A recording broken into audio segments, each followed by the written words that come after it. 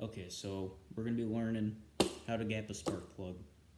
And before I get into any more, I'm just going to say right now, it's going to vary your spark plug gap between different makes and models, and depending what it's on. For example, I got my leaf blower here, and I looked up the make and model, and it said about 20 to 25 thousandths of an inch. And that's going to vary, obviously, like I said, because there's different makes and models of engines, and they all run differently. So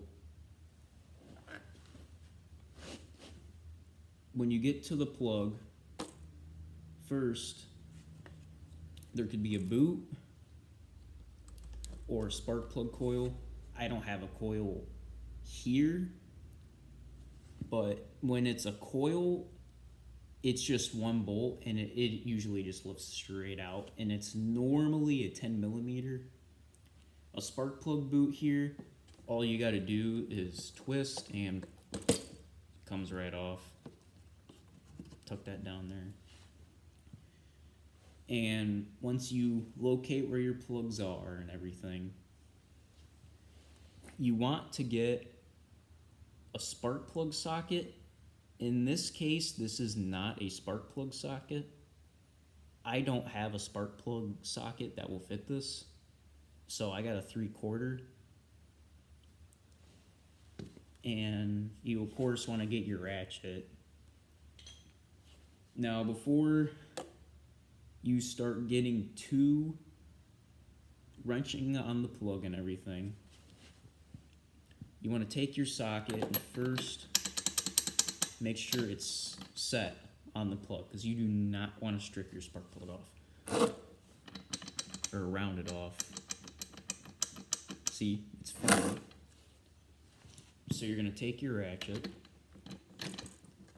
and get it set in there. Now remember, righty tighty, lefty loose. So the plug's loose. Take your ratchet off. Then we're just going to spin the socket on the plug. And there we go. Your plug's out. Alright. You got your plug out. Now what you're trying to gap is that center electrode between this little top piece right here. And this is your gapping tool. There's all different types of styles, and this is the one I prefer. It's what I've always been familiar with. So when you go to gap your plug, I've always started on the smallest edge, and that's 20 thousandths of an inch.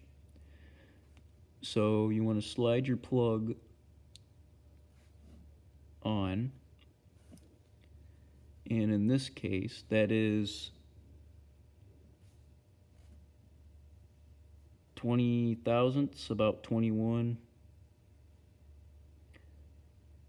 And if your plug is either too small or too tight, if it's gapped too small, just take your little centerpiece here and the hole in your gapping tool and just set it in there and just pull back and it'll gap it. If it's gapped too wide, just get a little piece of metal or even the table, tap it on the table.